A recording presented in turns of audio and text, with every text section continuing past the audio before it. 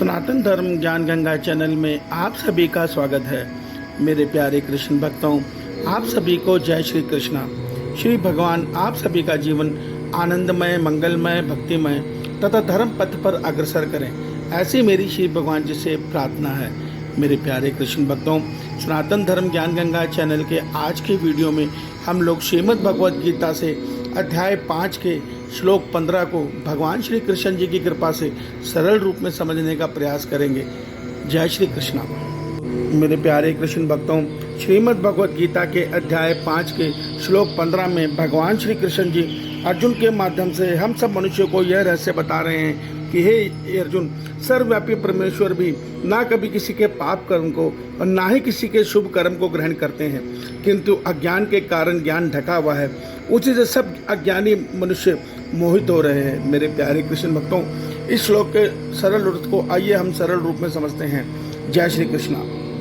मेरे प्यारे कृष्ण भक्तों, इसी अध्याय 5 के श्लोक 14 में भगवान श्री कृष्ण जी ने हमें यह सत्य बताया था कि अंतर्यामी परमेश्वर सबके हृदय में आत्मा रूप में किसी भी कर्म के कर्ता नहीं है, ना ही वो किसी कर्म फल के संयोग की रचना करते हैं, किंतु स्वभाव ही बरत रहे का अर्थ यह है कि वो मनुष्य को प्रकृति के 3 गुण उसके प्रारब्ध के अनुसार नचा रहे हैं। यही खेल संसार में चल रहा है। उससे आगे अध्याय 5 के श्लोक 15 में आज भगवान श्री कृष्ण जी बता रहे हैं कि सर्वव्यापी परमेश्वर अर्थात अंतर्यामी परमात्मा सबके हृदय में आत्मा रूप में वास करते हुए उस मनुष्य के शरीर के द्वारा किए हुए किसी भी पाप कर्म को या शुभ कर्म को आत्मा रूप में ग्रहण नहीं करते, किंतु अज्ञान के कारण मनुष्य का ज्ञान ढका हुआ है, उसी से सब अज्ञानी मनुष्य मोहित हो रहे हैं। भगवान श्री कृष्ण जी हमें यह बता रहे हैं कि आत्मा किसी भी काल में किसी भी कर्म के पाप और पुण्य को नहीं भोगती, उसके किए कर्म को भोगती है जीवात्मा, जिसके अंदर मन और बुद्धि है, क्योंकि ये कर्म उन्होंने ही किए, आत्मा ने नहीं किए।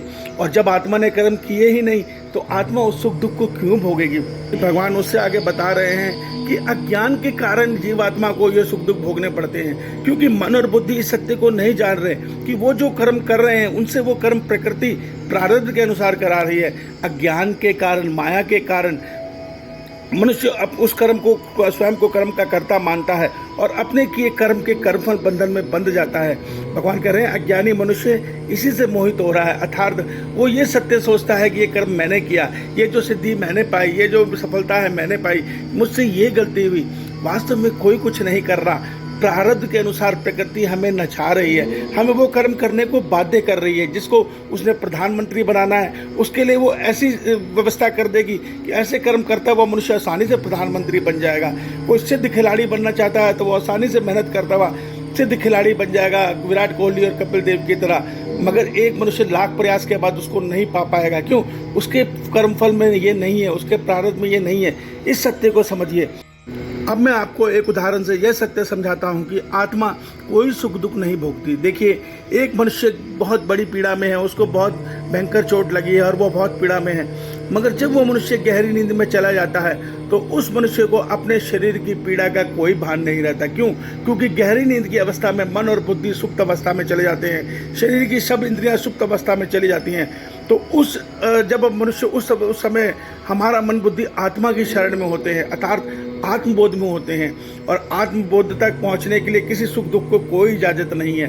तो इस उदाहरण से यह सिद्ध होता है कि जब मनुष्य की मन और बुद्धि सुप्त अवस्था में पहुंच जाते हैं तो उस अवस्था में इस संसार का कोई सुख दुख उस मनुष्य को विचलित नहीं करता या उसको खुशी नहीं देता।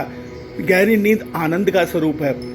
गहरी नींद वो चीज़ है जिसके अंदर हमारी इंद्रियां, हमारा मन बुद्धि परमात्मा की शरण आत्मा तक पहुंच जाते हैं। इस सत्य को समझिए। भगवान का कहना यही है कि मनुष्य कर्म नहीं कर, कोई भी आत्मा कर्म नहीं कर रही, हमारा स्वरूप आत्मा का है। इस सत्य को समझिए। कर्म प्रकृति के 3 गुण हमारे शरीर को माध्यम बनाकर हमारे शरीर के मन बुद्धि को कर्म करवा रहे हैं। इस रहस्य को समझिए। ईश्वर आप सबका कल्याण करे। आपका दिन शुभ हो। जय श्री कृष्णा।